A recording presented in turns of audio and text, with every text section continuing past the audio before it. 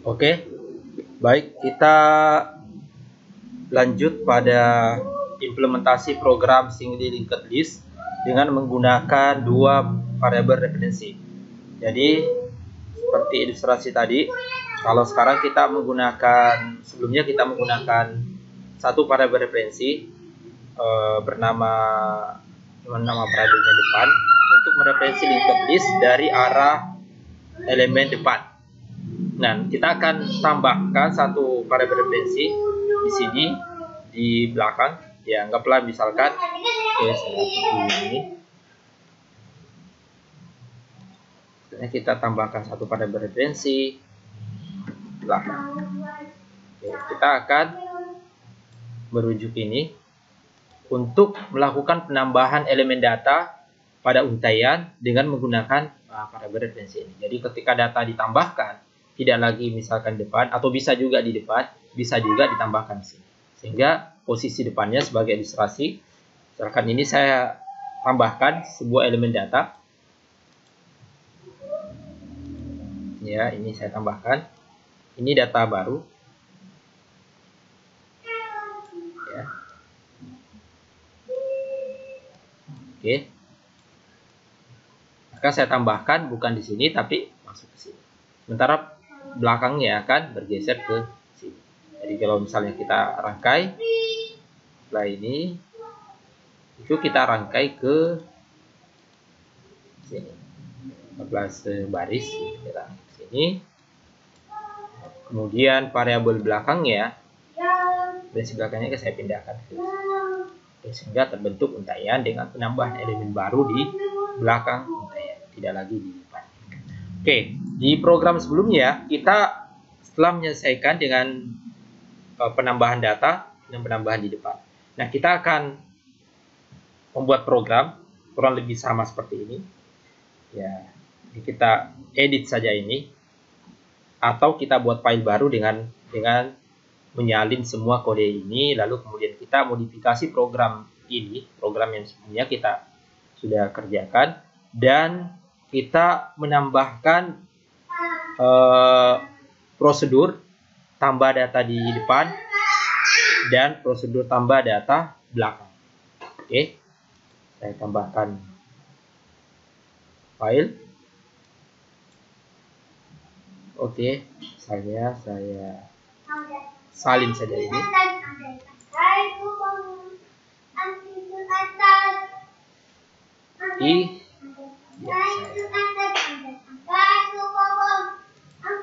Oke. Ya, sekarang saya ya.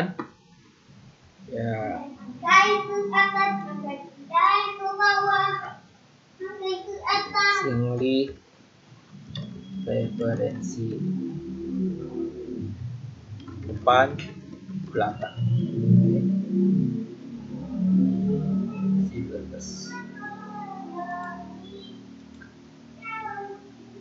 Oke, nah yang perlu kita lakukan ya, karena kita akan menggunakan dua variabel, berarti ini elemen ada variabel untuk referensi untuk depan, kita tambahkan lagi satu elemen pointer untuk belakang. Oke. Nah, tentu kita tidak membutuhkan lagi ini, jadi kita hapus saja, kita hapus implementasinya. Oke, kemudian ini kita ganti tambah data depan. Oke, ini belum ada implementasinya. Kemudian kita tambah lagi satu, kita salin, bukan depan tapi belakang. Tambah, ini tambah data belakang. Oke, implementasinya seperti apa? Ya, terlebih dulu kita lihat dulu apa-apa yang berbeda di program sebelumnya. Jadi kalau di program sebelumnya hanya ada satu variabel depan, sekarang kita menambahkan satu variabel belakang. Kemudian untuk prosedur menambah data, kalau tadi cuma satu, sekarang kita menggunakan prosedur tambah data dengan dua cara. Kita bisa menambahkannya dari arah depan dan kita bisa menambahkannya dari arah belakang. Sekarang untuk cetak linked listnya kita tidak mengalami perubahan, kita tetap menggunakan prosedur yang pertama tadi. Ya, sekarang kita ingin implementasikan, yaitu tambah data depan, tambah data belakang. Oke, kita implementasikan. Void tambah data depan dulu. Nah, ini ada int data angka, ya sama dengan deklarasinya. Oke, sama seperti tadi, jika kita menambahkan data pada awal-awal penambahan data atau pertama kalinya, maka tentu variabel depan dan variabel belakang pointernya ini itu tidak memiliki data atau tidak memiliki rujukan ke data apapun karena masih kosong ya, atau istilahnya nul. Nah, karena itu kita mesti memeriksa seperti yang tadi. Jika kondisinya nul, berarti kita menambahkan ke, kalau misalnya depan, berarti kita jadikan depan itu ke data baru. Oke. Nah, data baru seperti apa ya? Data baru yang kita inisialisasi pertama. Jadi kita inisialisasi dulu data baru. Elemen, kita gunakan variabel baru atau data baru, boleh. Data baru. Oh, jangan data baru. Elemen baru. Oke, ya supaya memperkaya cara kita deklarasi variabel. Kalau tadi sebelumnya hanya menggunakan baru, sekarang kita menggunakan elemen baru. Sama saja ya. Oke, selanjutnya new elemen. Oke, elemen baru, new elemen. Nah, elemen baru ini kita akses atribut datanya, kemudian kita beri atau masukkan data angka yang kita kirim melalui argumen. Oke, selanjutnya elemen baru ini pointer next-nya, ya kita masih menggunakan next untuk pointernya. Next itu kita set menjadi null pointer. Oke. Jadi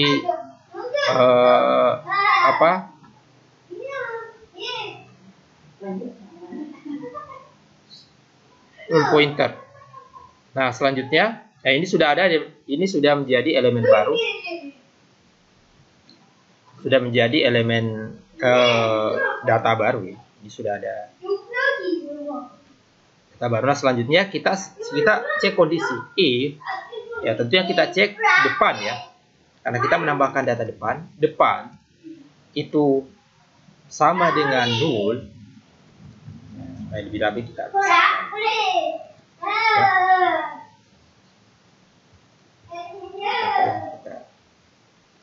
apa seperti itu. Sama dengan null, berarti data masih kosong. Berarti tinggal jadikan depan ini itu di data elemen baru. Nah, bagaimana dengan belakang? Nah, karena data baru satu, berarti posisi poin referensi untuk data depan dan belakangnya itu sama. Berarti belakangnya juga itu sama di elemen baru. Oke, secara visual bisa diilustrasikan seperti ini. Ya, misalkan kita punya dua variabel. Variabel pertama adalah depan, variabel referensi. Ya. Ini kemudian variabel kedua belakang. Oke. Nah, kita belum menambahkan apa, berarti ini masih null, belum merujuk ke data manapun di memori. Oke, selanjutnya kita menambahkan satu data awal, satu elemen data baru. Kita menambahkan seperti ini. Nah, ini adalah elemen data baru. Nah, kalau kita tambahkan di depan, berarti variabel depan ini itu akan merujuk ke sini. Bagaimana dengan belakang? Ya, karena datanya baru satu di untaian data itu, berarti depan dan belakang itu menunjuk kepada elemen yang sama. Jadi baik belakang maupun depan itu akan menunjuk pada elemen data yang sama. Nah, sama saja jika penambahan di depan atau penambahan di belakang, semuanya pasti akan merujuk pada elemen sama. Karena itu depan dalam kondisi data elemen data dalam untaian itu satu, berarti penambahan data itu akan dirujuk oleh dua variabel itu bersama-sama. Kan? Kita kembali ke sini. Oke, saya pikir ini jelas ya. Nanti kalau misalkan ada yang mau ditanyakan, boleh didiskusikan di grup. Oke, lanjut. Nah, kalau misalkan kondisi depan bukan nol, berarti data sudah ada. Data sudah ada. Oke, jadi kalau data sudah ada seperti yang tadi yang kita ilustrasikan di program pertama, berarti kita harus mendefinisikan variabel temporer. Oke. Contoh misalkan kita menambahkan ini data elemen baru. Kondisi untaian seperti ini, sudah ada satu data. Kita menambahkan ini ke depan. Berarti apa yang terjadi? Kita harus punya variabel yang merujuk ke sini, ya, supaya kita tidak kehilangan akses ke sini, supaya nanti ini bisa rangkai ke sini. Jadi kita menambahkan variabel, misalkan TMP atau temporer untuk variabel sementara. Ya, boleh juga kita menggunakan kata-kata sementara, ya, supaya lebih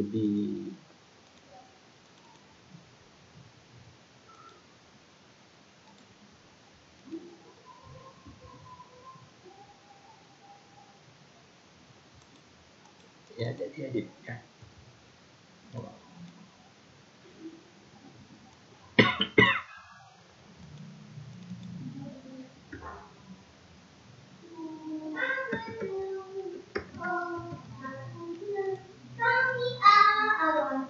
Ya, bos. Oke. Nah, sementara ini variabel sementara ini akan menunjuk ke sini. Oke. Nah, setelah itu variabel depan ini baru menunjuk ke sini. Jadi ini dilepaskan. Setelah ini dilepaskan. Oke. Ini dilepaskan. Nah, selanjutnya depan ini akan menunjuk sini. Akan menunjuk sini. Nah, barulah ini tarik menuju ke sini. Ya. Kenapa mesti ada variabel sementara? Supaya kita bisa merujuk ke elemen ini. Karena kalau misalkan kita lepaskan depan, pointer depan langsung diarahkan ke sini, maka ini kita tidak punya akses lagi ke elemen ini. Karena itu kita harus istilahnya memegang elemen ini dengan satu variabel tambahan sebagai variabel bantu. Boleh sementara atau variabel bantu. Oke, kita menggunakan variabel sementara atau variabel bantu, ya. Ini dulu saya ganti supaya tidak paham di variabel bantu misalkan. Berarti kita deklarasikan variabel bantu yang bertipe elemen. Dengan pointer bantu itu sama dengan depan. Kenapa merujuk depan? Karena ingat depan ini tadi itu menunjuk ke sini. Jadi ketika variabel bantu diambil nilainya atau dirujuk ke depan, sebetulnya merujuk ke sini. Nah, setelah itu baru depan dipindahkan ke sini. Oke. Nah, selanjutnya karena kita sudah merujuk ke pointer yang ditunjuk oleh depan, data yang ditunjuk oleh pointer depan, ke depan sekarang kita bisa bukan baru, ya, elemen baru. Oke, seperti itu. Nah, selanjutnya setelah itu maka kondisi akan seperti ini. Nah, sama seperti tadi, kondisi akan seperti ini. Nah, sekarang karena depan sudah di baru, maka depan ini itu langsung bisa dirujuk ke sini. Berarti depan next-nya ini next pointernya akan ke bantu. Ilustrasinya akan seperti ini.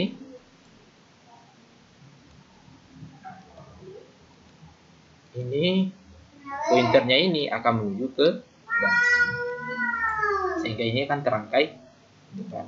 Berarti depan pointer next itu sama dengan ke bantu.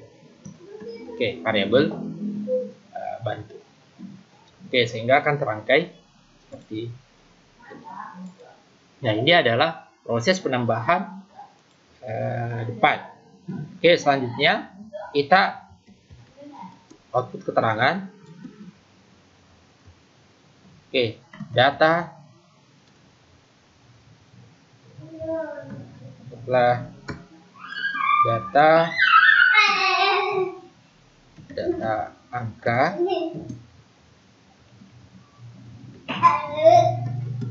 berhasil ditambahkan. Oke. Oke, ini implementasi dari tambah depan. Nah, bagaimana dengan tambah belakang? Itu mirip ya. Yang bedanya kita kemudian menggunakan variabel belakang. Oke, karena mirip kita copy saja ini. Kemudian stop. Nah, sekarang kita hapus ya. Oke, supaya jelas. Sekarang ini diganti menjadi belakang. Oke.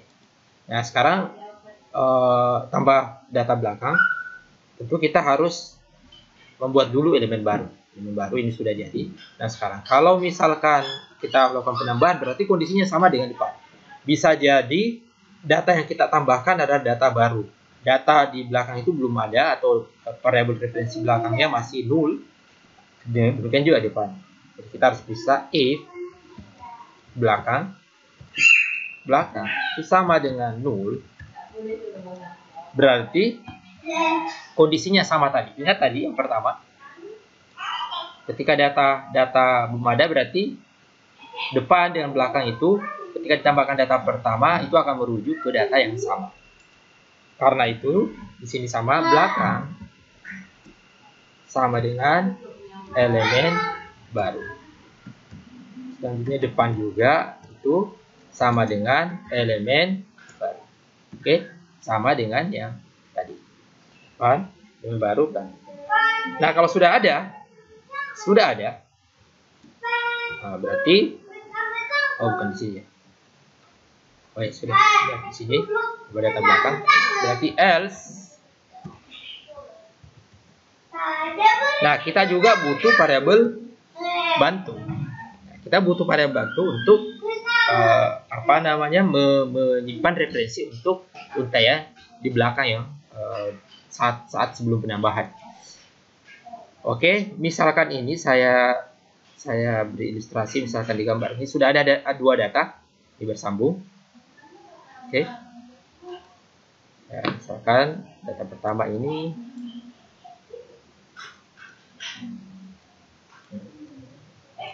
kemudian data kedua.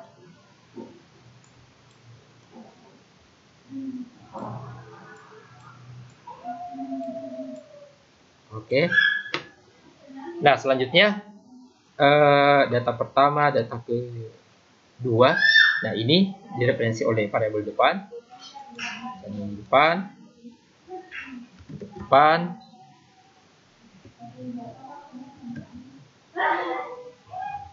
Nah, kemudian ini belakang. Belakang. Dan ini misalkan dirujuk oleh masing-masing variabel. Nah, untuk menambahkan data baru, misalkan ada data baru lagi yang kita tambahkan. Setelah ini adalah data baru.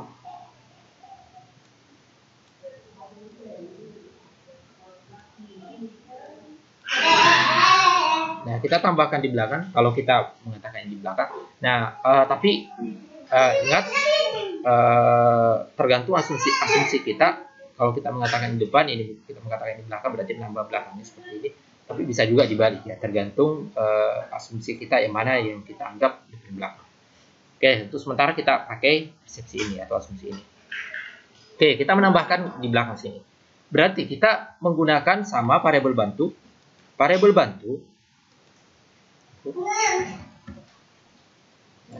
bantu itu kalau tadinya menambah di depan ke arah depan, berarti sekarang ke belakang.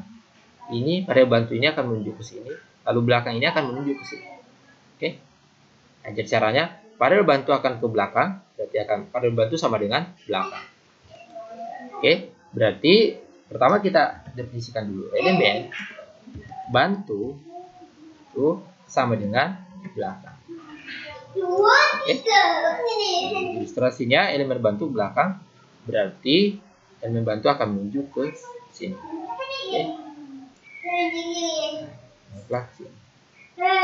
Nah, setelah itu belakang akan menuju ke sini. Berarti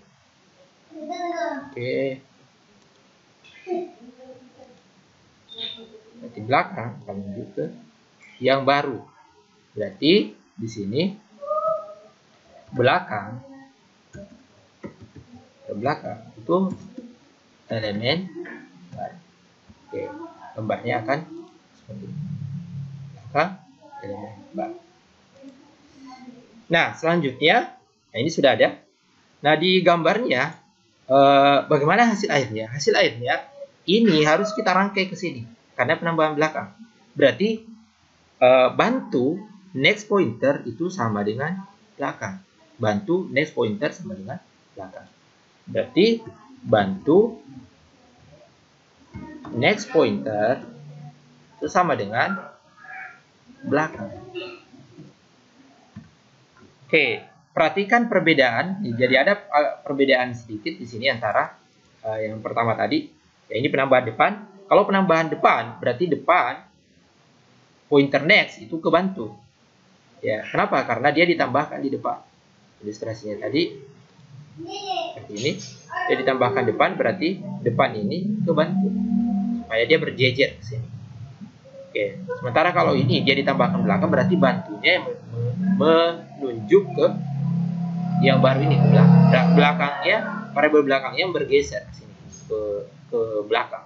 Kalau tadinya variabel belakang di sini, dia akan bergeser ke sini. Setelah itu bantu bisa dibuang. Oke, jadi ini sudah menambahkan data di belakang. Oke.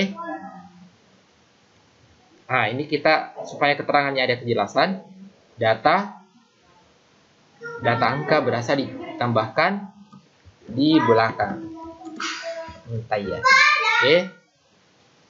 Kalau sini di depan untaian. Oke. Jadi kita sudah mengimplementasikan penambahan data di depan dan penambahan data di belakang seperti itu. Nah, untuk cetaknya ya sama saja yang tadi yang di program sebelumnya. Oke, tinggal kita di sini mengimplementasi atau memanggil prosedur ini untuk penambahan data. Jadi penambahan data coba depan, kita menambahkan data 12, kemudian ini juga depan, lalu ini baru belakang.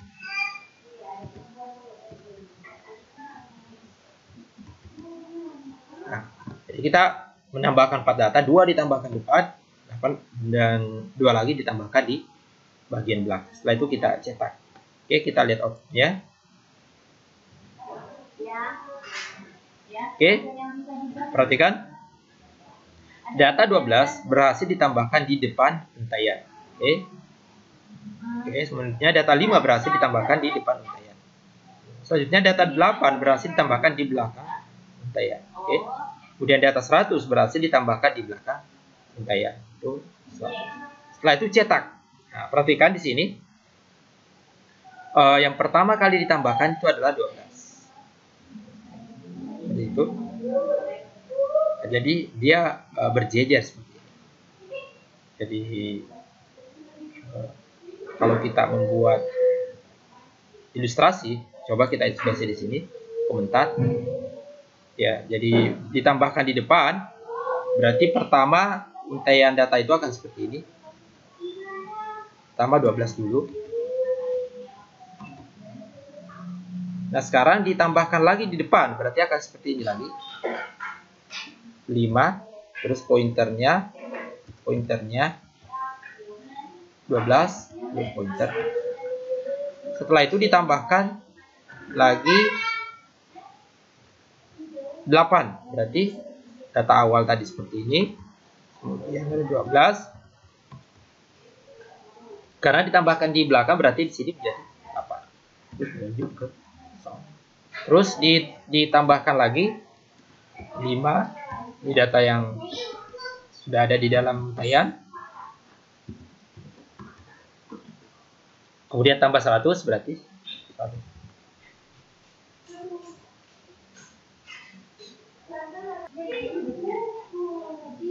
Oke, jadi untayan kondisi realnya akan seperti 5, 12, 8, 100.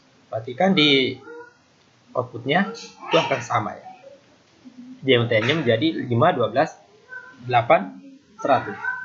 Ya, berdasarkan dari skenario penambahan data kita. Oke. Berarti program yang kita buat berhasil dengan skenario yang kita tambahkan menggunakan prosedur tambah depan dan tambah belakang. Oke, selanjutnya bagaimana prinsip FIFO. Oke. Sekarang kita konsisten untuk melakukan penambahan data di belakang. Berarti ini saya hapus. Ya.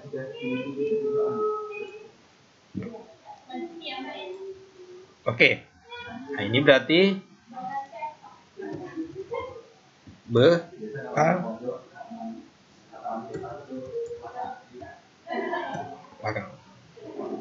Oke. Maka data pertama ditambahkan 12, 5, 8, dan 100. Oke, berurut. Sekarang kita dulu. Nah, sekarang kita jalankan. Ya. Perhatikan data 12 berhasil ditambahkan di belakang, di belakang.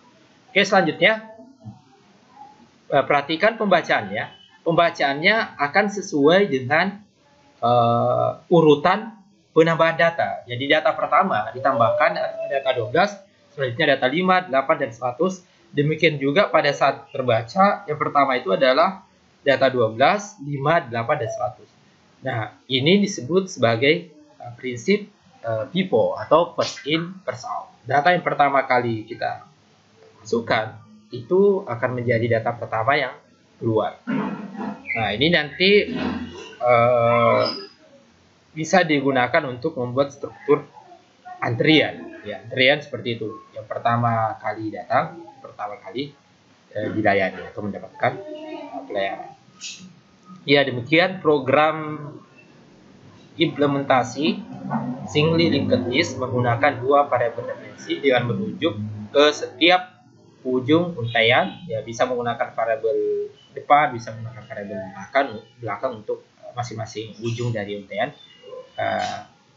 Tapi pada penggunaan variabel itu tergantung asumsi kita di dalam untayan. Kalau kita menggunakan linked list itu misalkan sebagai stack ya atau tumpukan, ya bisa saja kita menggunakan variabel bawah atau variabel dan variabel atas ya, untuk menunjukkan bahwa untayan itu tegak vertikal. Nah, seperti itu. Ya, demikian, dan kalau misalkan ada yang ingin didiskusikan atau ditanyakan, silahkan didiskusikan di